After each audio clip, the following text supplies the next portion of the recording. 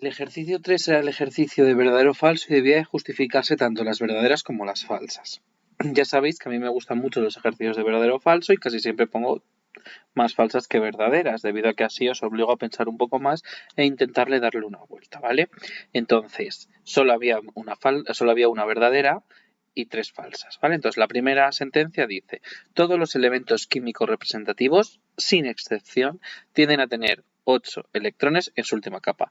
Importante, tienden a tener, porque muchos contestáis como si tuvieran 8. No, dice que si tienden a tener. Muchos habéis puesto que es verdadero debido a la regla del octeto, pero hay una excepción, que lo hemos hablado varias veces. Entonces, esa sentencia es falsa.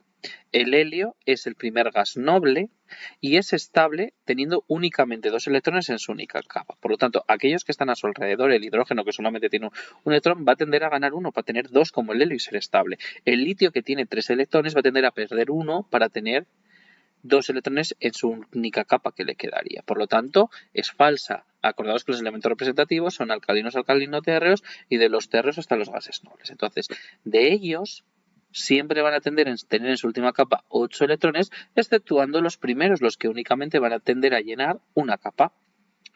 El B era un poco trampa, que dice que todos los elementos covalentes moleculares son apolares.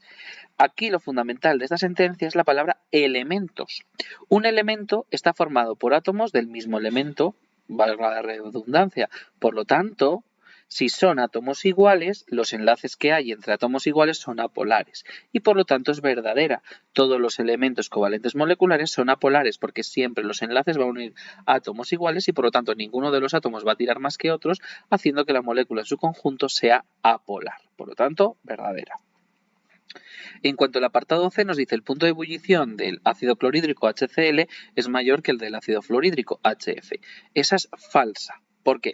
Es mayor el punto de ebullición del ácido fluorhídrico que del ácido clorhídrico. ¿Por qué? Porque el fluorhídrico, el HF, forma puentes de hidrógeno, enlaces de hidrógeno, que son las fuerzas intermoleculares más fuertes. Sin embargo, el ácido clorhídrico o HCl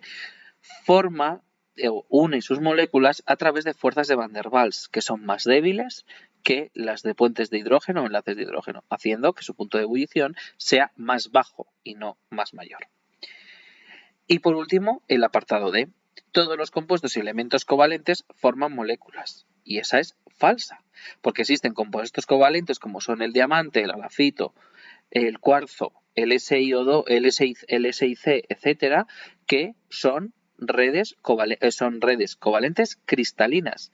Es decir, existen cristales covalentes y no todos van a formar moléculas.